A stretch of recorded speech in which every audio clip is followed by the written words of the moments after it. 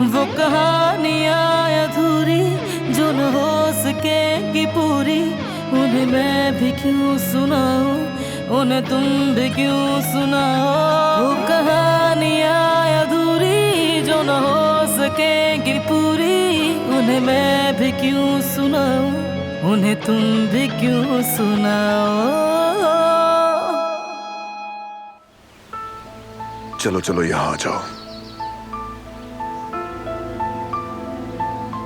डरो मत, डरो मत, आराम से, डरो मत।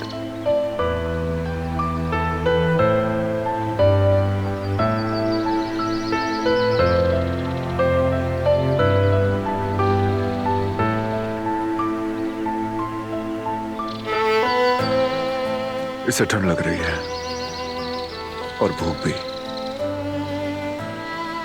गाड़ी में खाना पड़ा है, प्लीज ले आओ। मैं अभी लाती हूँ। थोड़ा पानी भी लेती आना। ठीक है।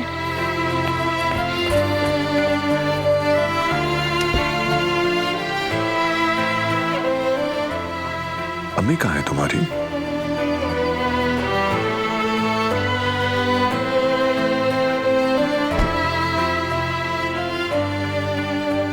क्या भाग गई है वो?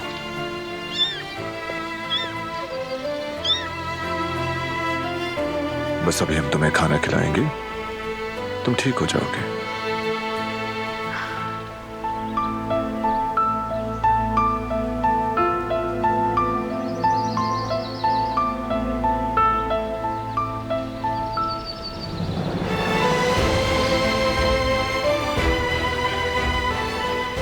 गाड़ी में बहुत सारा खाना रखा हुआ है कुत्तों और बिल्लियों के लिए। तुमने इतना सारा खाना क्यों रखा हुआ है, मैं समझी नहीं। शेल्टर में दे आता हूँ ये खाना, या फिर इसी तरह इन जानवरों को जो सड़कों पर भूखे मिल जाते हैं उनके काम आ जाता है। वाकई तुम ऐसा करते हो? हाँ, इतनी हैरान क्यों हो? क्या तुम भी ऐसा नहीं करती? तुम भी तो हवेली में बिल्लियों को खाना देती हो और बाग में जाकर स्ट्रे डॉग्स के साथ वक्त गुजारती हो। ये जानता हूं मैं कि तुम ही देखभाल करती हो। अगर मैं भी ऐसा ही करूं तो इसमें अजीब बात क्या है? ये बात नहीं है, बस मैंने तुम्हारा ये रूप पहले कभी नहीं देखा था, तो इसीलिए मैंने तुमसे पूछ लिया। मैं तो शुरू से बिल्लियों को खाना खिलाया करती थी।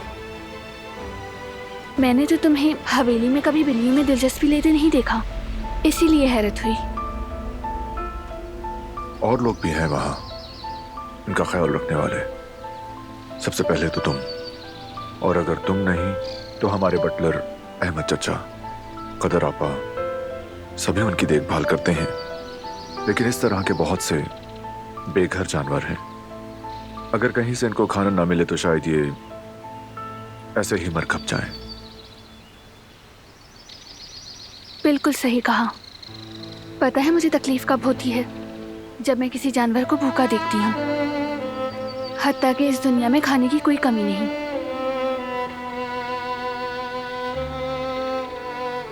मैं अपने माँ बाप से रिलेटेड हर चीज की देखभाल करता हूँ, स्पेशली उनकी नसीहत। अम्मी कहती थी कि मखलूक के लिए सबसे तकलीफदेह इम्तिहान भूख है। खुदा कभी किसी को भूख से नहीं आजमाता, और अब लगता है कि यही मेरा अव्वलीन फर्ज है। आज भी ऐसा लगता है जैसे उनकी बातें मेरे दिल पर लिखी हुई हैं।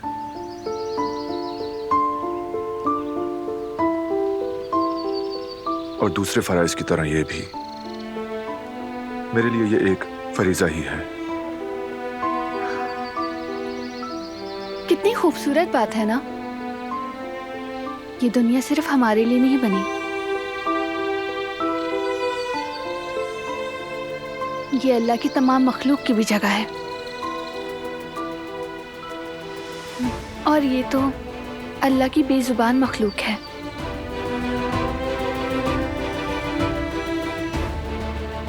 और देखो ना, तुमने भी इनकी देखभाल को अपना मिशन बना लिया है।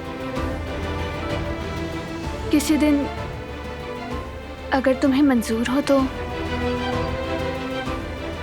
मैं भी तुम्हारे साथ शेल्टर चलना चाहूंगी। देखेंगे।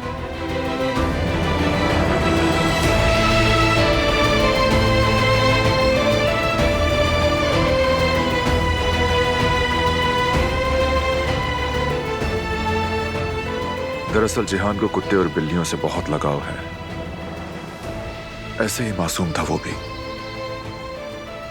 जब भी घर आता या तो हाथ में बिल्ली होती या पीछे कोई कुत्ता आ रहा होता। फिर हमारी मिन्नतें करता कि हम इनकी देखभाल करेंगे। लेकिन दादी जान को घर पर जानवर रखना पसंद नहीं था और बेचारा जिहान, उसे उनकी माननी ही पड़ती। क्या करता बेचारा, इनकार नहीं कर सकता था। सांप लाए जानवरों को दरवाजे पर ही छोड़ना पड़ता उसे। फिर कमरे में जाकर खूब रोता था। मेरी तरह मुझे भी बिल्ली पालने का बहुत शौक था। इसी तरह मासूम सी, ताकि मैं गले लगाकर उसे प्यार कर सकूं और उसके साथ खेलूं। लेकिन मेरी अम्मी इस मामले में काफी सख्त थी। उन्होंने मुझे बिल्ली को रखने नहीं दिया। उस दिन मैं भी बहुत ज्यादा रोई थी। फिर मैंने उसे छोड़ दिया और उसके बाद से मैं बागीचे में जाकर बिल्लियों को खाना दिया करती थी।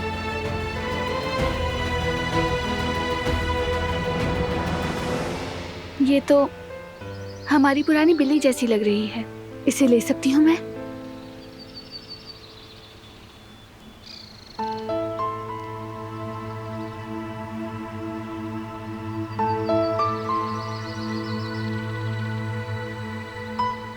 एक दिन मैं और भाई रेस्टोरेंट के बाहर बैठ के बातें कर रहे थे और साथ सूरजमुखी के बीज खा रहे थे। तब मुझे एहसास हुआ कि मेज के नीचे कोई है, काली और सफेद रंग की बिल्ली, जैसे किसी बिल्ली ने टैक्सीडो पहन लिया हो। इतनी छोटी सी कि ठीक से म्याऊं भी नहीं कर पा रही थी। अजीब सी आवाज निकाल रही थी, म्याऊं करने की कोशिश कर रही थी। उस वक्त मैंने भाई की तरफ देखकर कहा, क्या हम इसे खाना दे सकते हैं? भाई ने कहा, जाहिर सी बात है, इसकी माँ इसके पास मौजूद नहीं। बेचारी मासूम सी इस दुनिया में बिल्कुल तन्हा थी और मेरे भाई का दिल बहुत नरम है।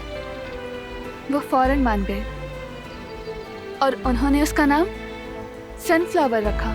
बाद में वो हमारी फैमिली का हिस्सा बन गई। अम्मी का दिल भी जीत लिया उसने। सबके सामने कहती थी कि उसे नहीं चाहती, लेकिन अकेले में अक्सर हमने उन्हें प्यार करते देखा। उसे मेज के नीचे खाना भी दिया करती थी। ये अल्लाह की बड़ी ही खामोश मखलूक है। मोहब्बत अल्फाज की मोहताज नहीं होती। आपको सिर्फ दिलों के बीच एक बहुत ही मजबूत पुल बनाना होता है।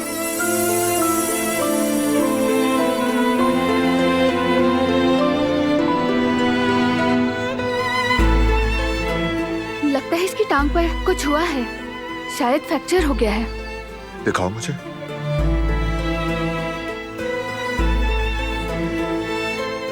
हाँ, तुम ठीक कह रही हो। इसकी टांग के साथ कुछ मसला है।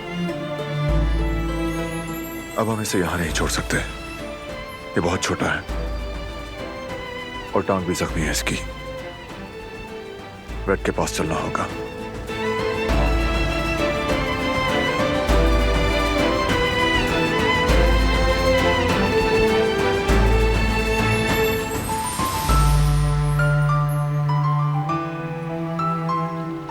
चलते हैं।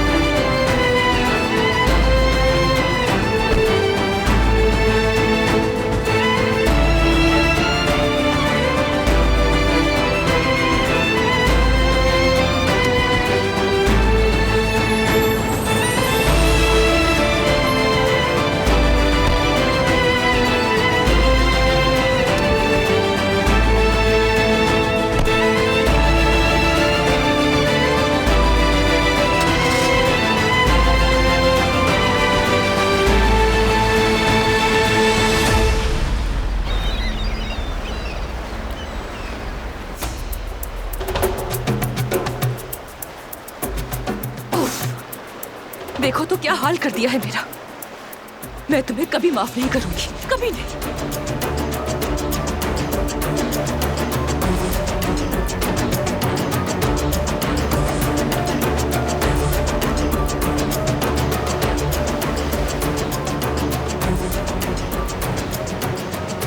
क्या तुम मुझे हमेशा यूं ही धमकाते रहोगे? तुम्हारे इस दबाव से तंग आ गई हूं मैं। जब देखो मुझे फजूल कॉल्स करते रहते हो और मैसेजेस भी। ऐसे ही छोड़ दूं तुम्हें क्या? हमारा हिसाब बराबर नहीं हुआ।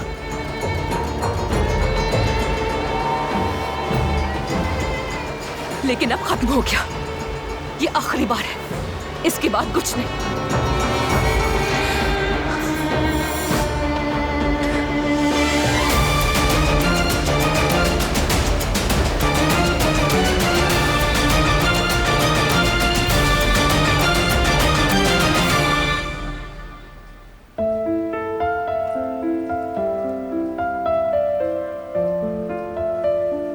शुक्र है गहरी चोट नहीं आई उसे। अच्छा है कि हम यहाँ ले आए, वरना उसका जख्म और खराब हो जाता।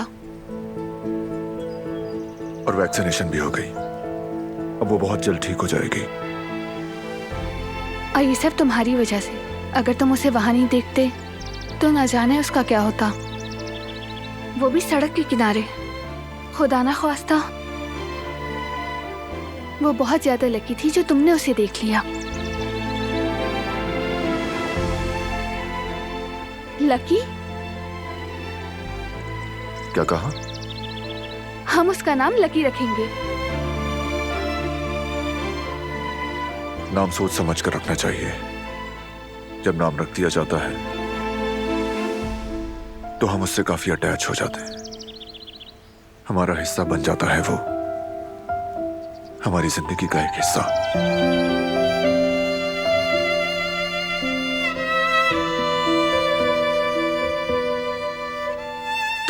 अब आगे उसका क्या होगा? यानी जब वो बेड के पास से आ जाएगी? मालूम नहीं। काश कि हम उसके लिए घर ढूंढ सकते। वो सड़कों पर नहीं रह सकती, वो भी इतनी ठंड में। हमें बेड से कहना चाहिए कि वो उसके लिए घर तलाश करें।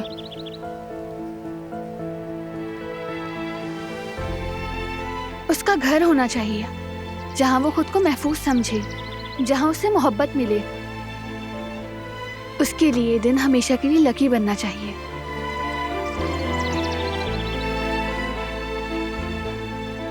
अरे चलो मैं तुम्हें ड्रॉप कर देता हूँ।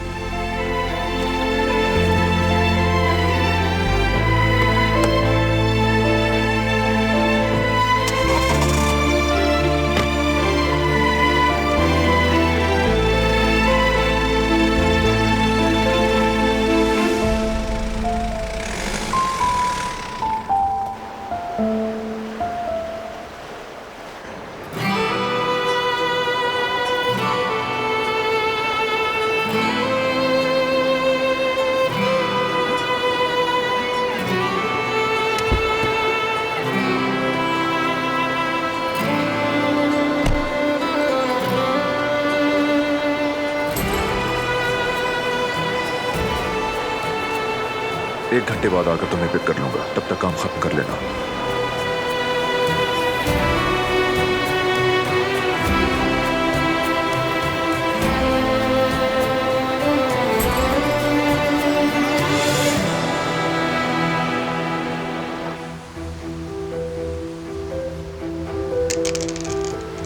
आज मेरा लक बहुत अच्छा चल रहा है। आज मैं जीत कर रहूंगा, देखना।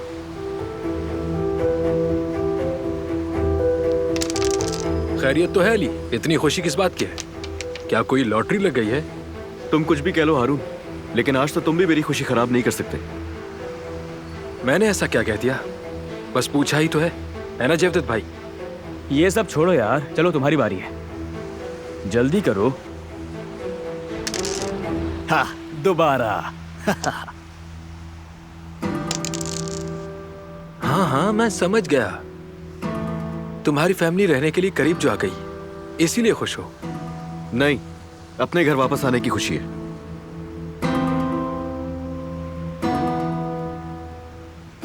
खुश आमदीद ज़मरुद।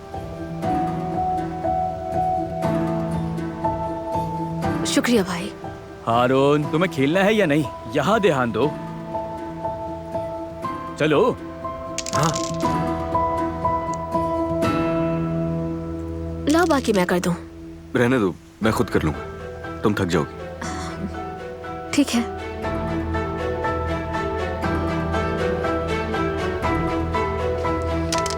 हाँ, मार दिया। मैंने कहा था ना लग अच्छा चल रहा है। हारून, देखो तुम्हारी कमीज कहीं से फटी हुई है क्या? देखो देखो देखो। खेल खत्म। मजा आया भाई। हाँ।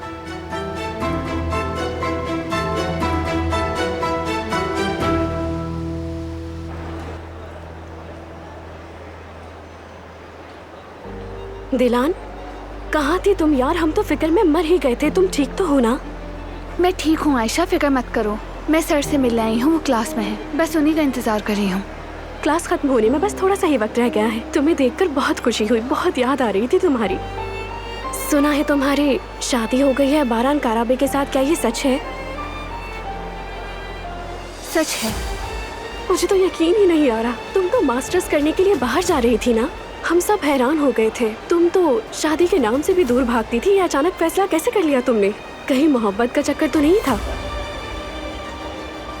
हम इस टॉपिक पर बाद में बात करेंगे। मुझे अभी स्टूडेंट अफेयर ऑफिस जाना है। चलो ठीक है, मैं भी क्लास में जा रही हूँ। फ्री होकर तुमसे बात करती हूँ। कहीं जाना मत। मिलते हैं।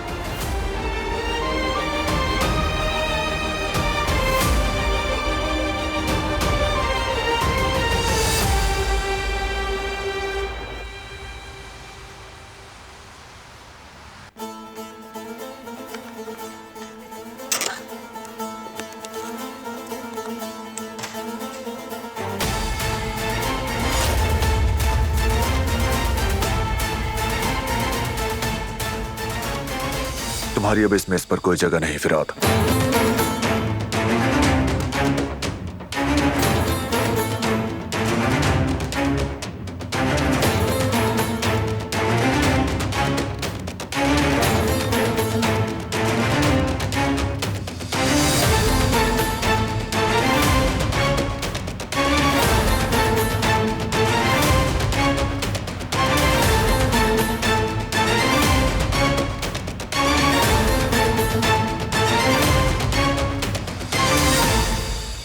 ठीक है।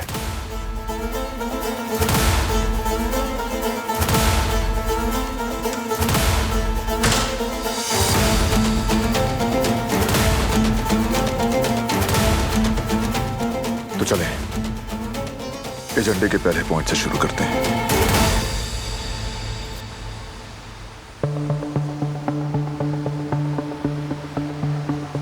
खैरियत तो है हारून?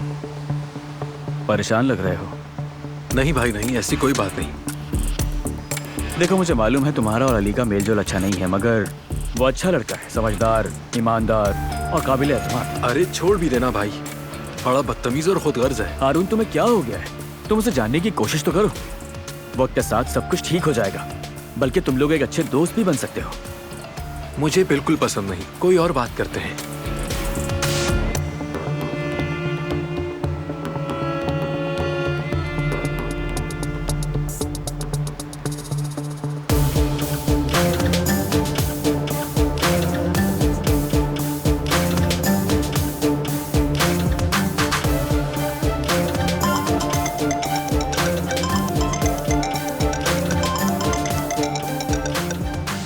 भाई मुझे फौरन जाना होगा, अम्मी की कॉल है। बाद में मिलते हैं। ठीक है ठीक है, मैं भी जाकर किचन देख लूं। मेरा सलाम देना।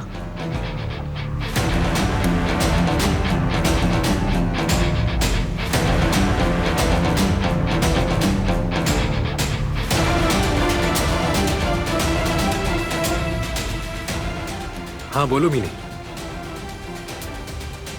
ठीक है, मैं आ रहा हूं। अब देखते हैं अली साहब कि कौन किस पर भारी पड़ता है। अली, क्या हुआ? कुछ बताना चाहता हूं मैं तुम्हें। हाँ बताओ। कल रात मीनी से बात की मैंने, सब खत्म हो गया।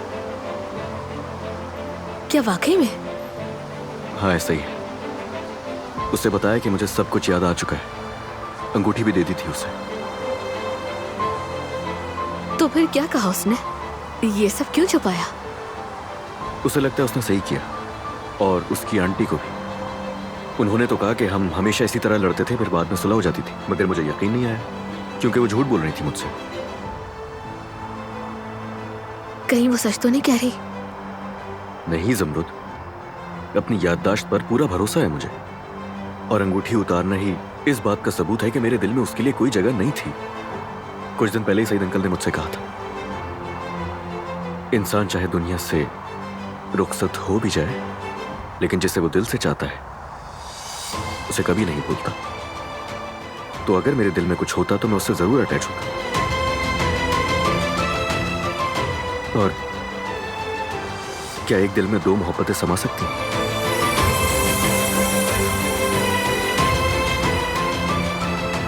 मेरा दिल बस सिर्फ एक ही शख्स के लिए धड़कता है, और उसी शख्स के लिए मैं जिंदा हूं। वो तुम हो ज़मरुद। तुम्हारा दिल किसके लिए धड़कता है मुझे बताओ।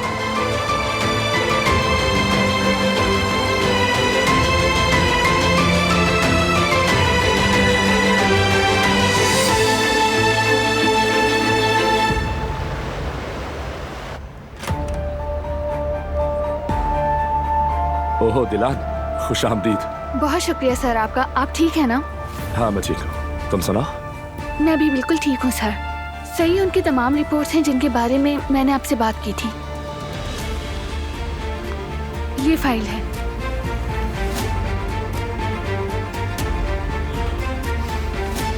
हाँ बिल्कुल, तुम्हारा शक दुरुस्त है। इस फाइल को देखकर कुछ ऐसा लग रहा है जो मेयार के खिलाफ है, लेकिन हतमी तौर पर कुछ कहने के लिए पेशेंट को चेकअप के लिए लाना होगा।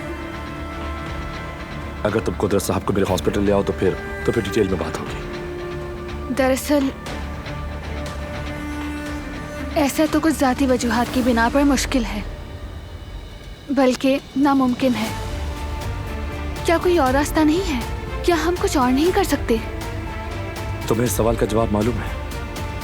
आई एम सॉरी दिलान। पेशेंट का मुआयना किए बगैर बताओ डॉक्टर मैं मजीद कुछ नहीं कह सकता। हमें कई और टेस्ट और मुआयने अच्छी तरह से करने होंगे, क्योंकि उसके बगैर हम सिर्फ अंदाजों पर ही बात कर पाएंगे दिलान।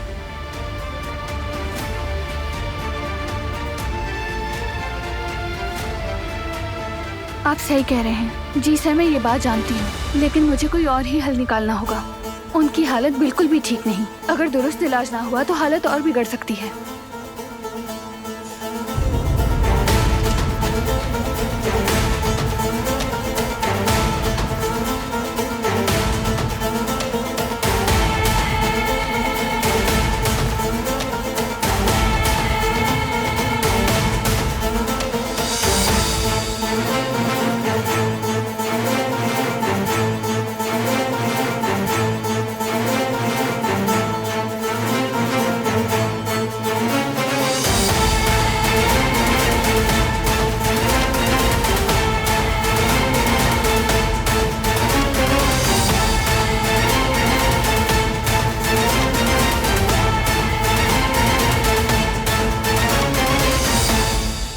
जैसा मैंने कहा, मुझे पेशेंट को खुद देखना होगा। मामला थोड़ा डिफिकल्ट लग रहा है। अगर तुम तैयार हो तो मैं आज शाम 5 बजे तक यहीं पर हूं। ठीक है सर, आपका बहुत शुक्रिया।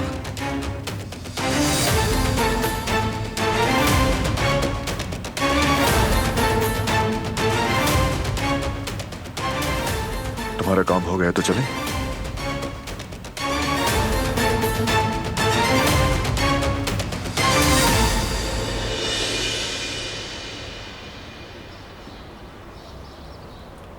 सुन रहा हूं ज़मरुद, तुम मेरी बात का जवाब नहीं दोगी क्या?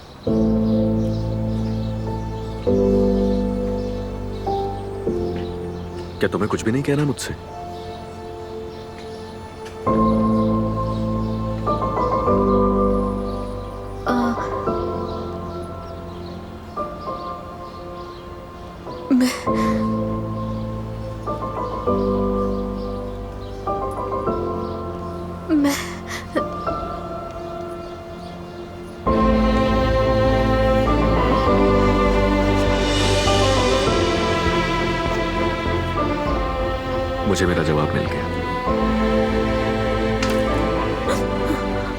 अरे क्या हुआ, डरा ही दिया। अब तुम्हें क्या हुआ है? नहीं वो कुछ नहीं भाभी, मुझे बस सर्दी लग रही है। वो तो दिख ही रहा है। अली ने कुछ कहा है तुमसे? बताओ, कुछ पूछ रही हूँ मैं।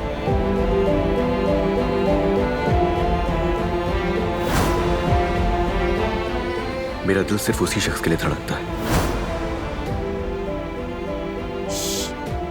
किस सोच में पड़ गई तुम?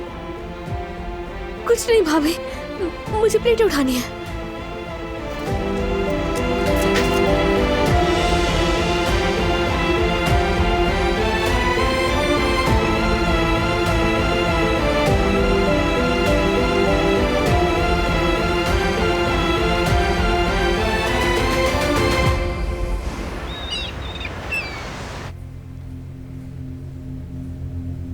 मैं तैयार हूँ, चलते हैं।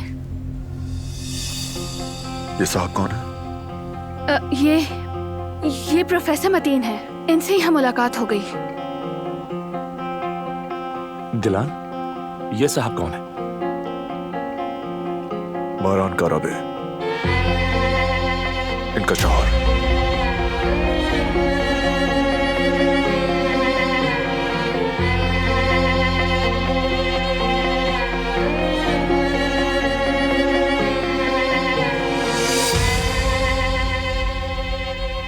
सर, आपसे यहाँ अचानक मिलकर बहुत अच्छा लगा। मैं आपको मजीद मसरूफ नहीं रखना चाहती।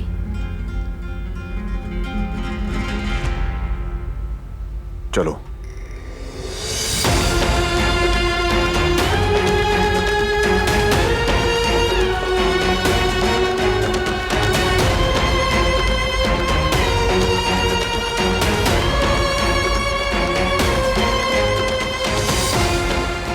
कौन है ये मतीन?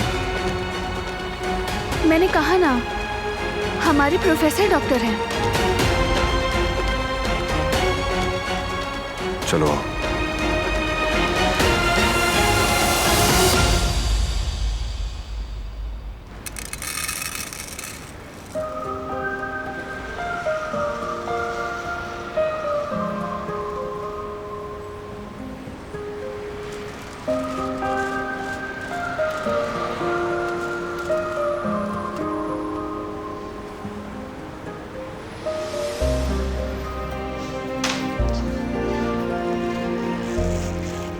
मैं कितनी थक गई हूँ। ओहो, दोनों तरफ आग बराबर की लगी है, लेकिन इन्हें कोई खबर नहीं। आओ, जरा मेरी बात सुनो। इधर आओ जमरुद, मुझे कुछ बात करनी है। आ जाओ। जी भाभी बोले। किचन में कुछ चीजें खत्म हो रही हैं, तुम दोनों बाजार जाकर लेकर आ जाओ। तो ले आता हूँ मैं। लाना क्या है बताएं? 2 किलो प्याज, 1 किलो हरी मिर्चें, 1 किलो चुकंदर, गोभी, और साहिल पर जाकर वो अनकरा के समोसे बेचने वाले से कुछ समोसे ले आना। उसे चाय के साथ खाएंगे तो बहुत मजा आएगा। चलो जल्दी से जाओ, लेकर आ जाओ। ठीक है भाभी, मैं ले आती हूँ। अली को और भी काम होंगे। अरे नहीं नहीं, तुम दोनों साथ चले जाओ। इस बहाने साहिल की ताजी हवा भी खा लोगे।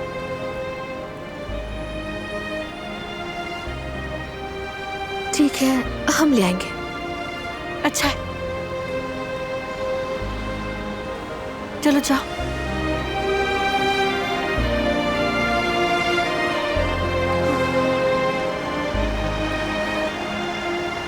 सही से लेना सौदा, ठीक है?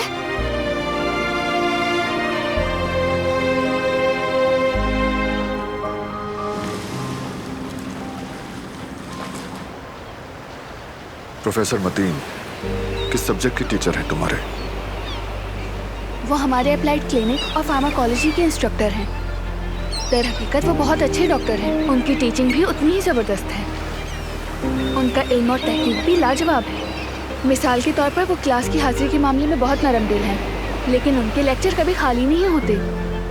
ऑडिटोरियम भरा रहता है। वो अच्छे डॉक्टर भी हैं और लोग बैरून मुल्क से उनसे सिर्फ रिपोर्ट चेक करवाने के लिए इस्तांबुल आते हैं।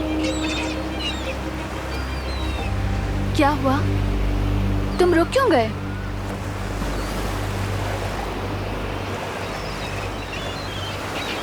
क्या हो गया है? झूठ बोल रही हो तुम उससे इत्तेफाकन नहीं मिली थी।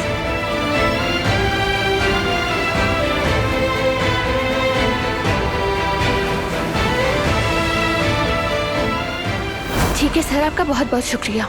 मैं आप तक तमाम रिपोर्ट्स पहुंचा दूंगी।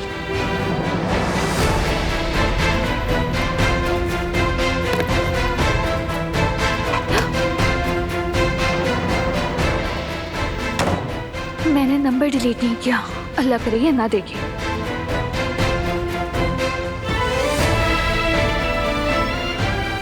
क्या हुआ?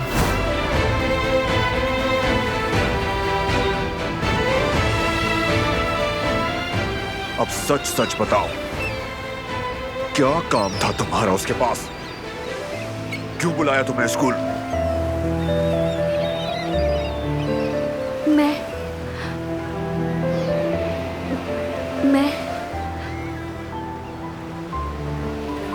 हाँ, मैंने मतीन सर से बात की थी।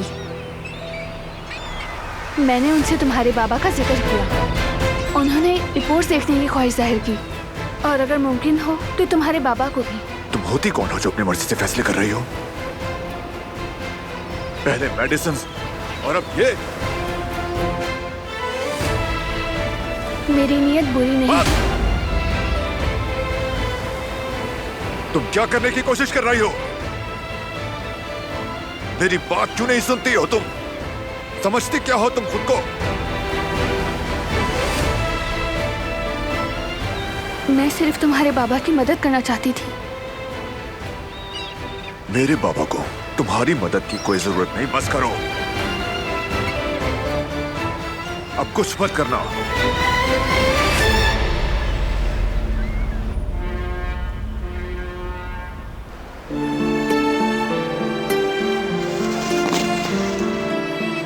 अल्लाह, रुक जाओ, मैं उठा देता हूँ।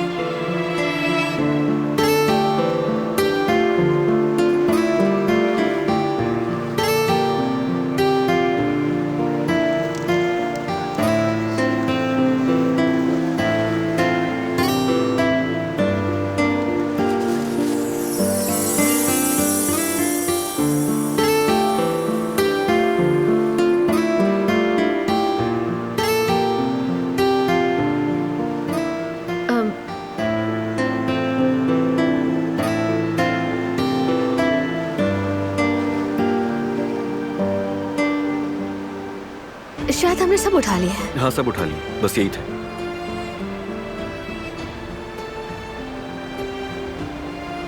ज़मरुद,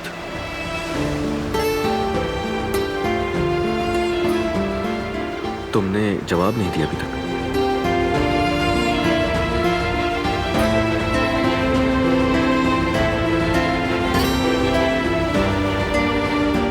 अच्छा ठीक है, मुझे कोई जल्दी नहीं ज़मरुद। जब भी तुम्हारा दिल करे उस वक्त दे देना जवाब। चले, वैसे भी हमें बहुत देर हो चुकी है। हमें अभी अंकारा भी जाना है भाभी के लिए समोसे लेने।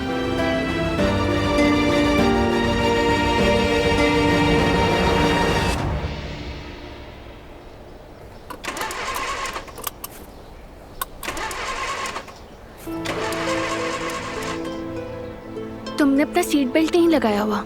लगा लूंगा। मैं तो बस तुम्हें याद दिला रही थी।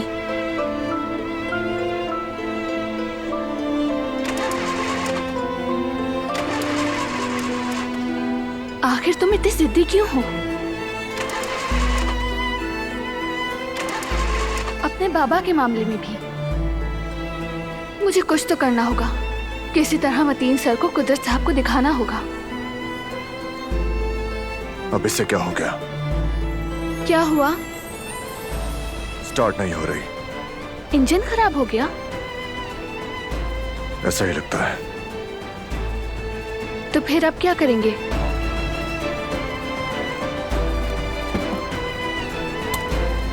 खुद देख लूंगा मैं। बैठी रहो तुम, ठंडे बाहर।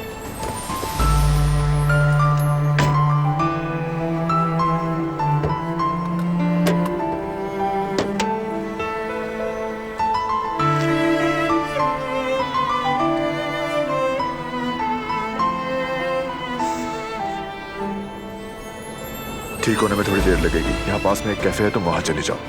मौसम ठंडा है। जरूरत नहीं, मैं यहीं पर ठीक हूँ। जैसे तुम्हारी मर्जी, बस गाड़ी से मत निकलना, ठंड लग जाएगी।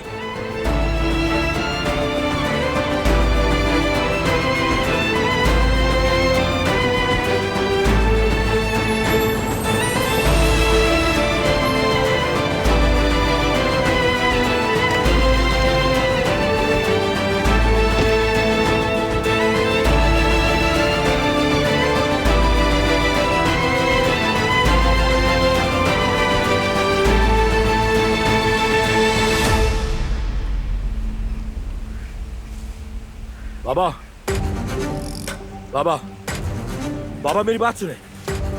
क्या बात है?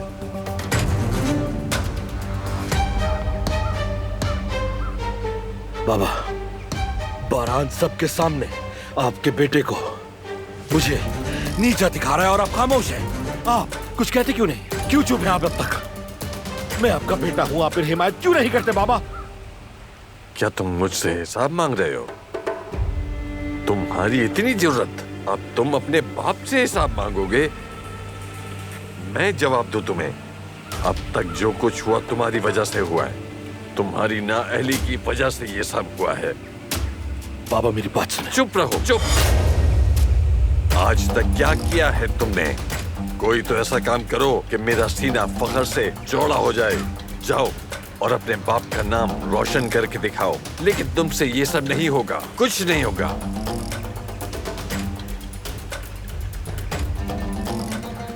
एक बार तो मेरे पीछे खड़े हो जाए बाबा, बस एक बार।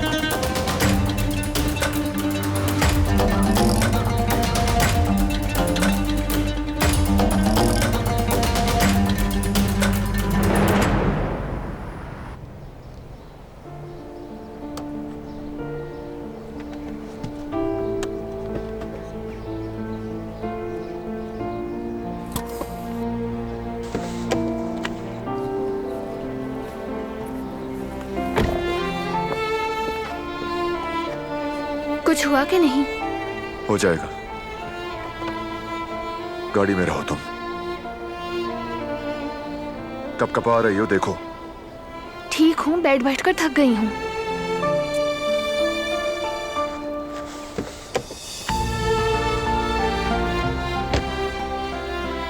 अपनी जिद की वजह से मुश्किल में मत डालो मुझे।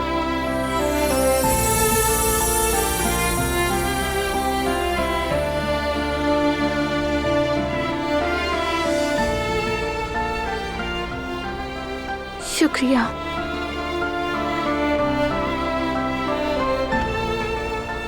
तुम किसी मैकेनिक को कॉल क्यों नहीं करते? मैकेनिक को आने में 2 घंटे लगेंगे। मुझे ऐसा नहीं लगता। दरअसल हकीकत में तो तुम किसी की मदद लेना ही नहीं चाहते। ये बात बिल्कुल गलत है। ऐसा ही है। तुम्हें लगता है कि तुम मदद लेने से कमजोर लगोगे, और मैं पहले भी ये कई बार देख चुकी हूँ। मेरी आदत समझो फिर से। मैं अपना हर काम खुद करता हूँ।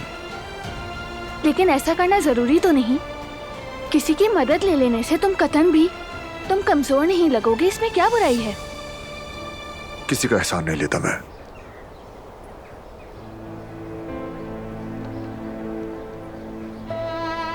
बात किसी के एहसान की नहीं है, इंसानी ताल्लुक की है। किसी से मदद लेने से तुम छोटे नहीं हो जाओगे, ये तो तुम्हें बेहतर आदमी बनाएगा। ताल्लुकात अच्छे होंगे। लेकिन मैं तुम्हें समझती हूँ। तुम्हें ये सिखाया नहीं गया। तुम तो कबीले के सरदार हो। तुम्हारे कंधों पर बहुत बड़ी जिम्मेदारियां हैं और तुम उसे अच्छी तरह निभा भी रहे हो। और हर कोई तुमसे हर चीज को हल करने की तवक्को भी रखता है, जो तुम अच्छी तरह करते भी हो। लेकिन तुम भी तो इंसान ही हो ना। हर बार हर चीज को हल नहीं कर सकते। जैसे तुम दूसरों की मदद करते हो, वैसे ही दूसरों से मदद भी ले सकते हो। इसमें कोई बुराई नहीं है। मसलन तुम्हारे बाबा, तुम इसीलिए गुस्सा हो ना क्योंकि उनके लिए मैं आज डॉक्टर मतीन से मिली। तुम्हारे लिए किसी दूसरे की मदद को कबूल करना बहुत मुश्किल है। ठीक समझा तुमने मुझे। सही कहा कि मैं एक मगरूर आदमी हूं जो किसी से मदद नहीं मांगता। लेकिन तुम कैसी इंसान हो? तुम क्यों हर मामले में दखल देती हो, उस वक्त भी जब कोई तुमसे मदद मांगना ही नहीं चाहता? क्यों बिला वजह दूसरों की निजी जिंदगियों में घुसी रहती हो तुम? मैं तो बस सब सही करने की कोशिश कर रही हूँ ताकि तुम्हारे बाबा ठीक हो जाएं। बताओ इसमें क्या गलत है? तुम ये जाहिर करना चाहती हो कि तुम्हें मेरे बाबा की मुझसे ज्यादा फिक्र है? नहीं, बिल्कुल भी नहीं। मैं तो सोच भी नहीं सकती। मैं तो बस ये कह रही हूँ कि हमारे पास एक चांस है।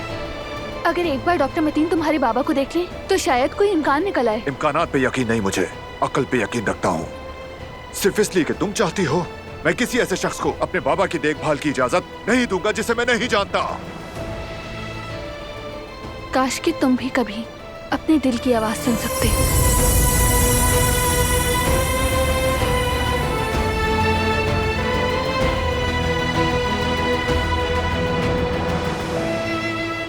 हर चीज अकल से नहीं तोल सकते।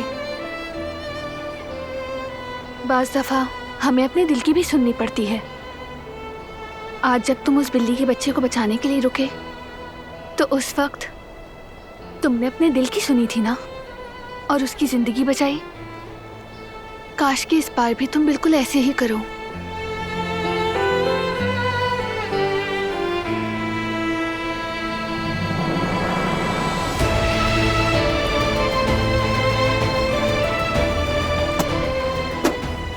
हो गई ठीक गाड़ी, जाओ बैठो अंदर।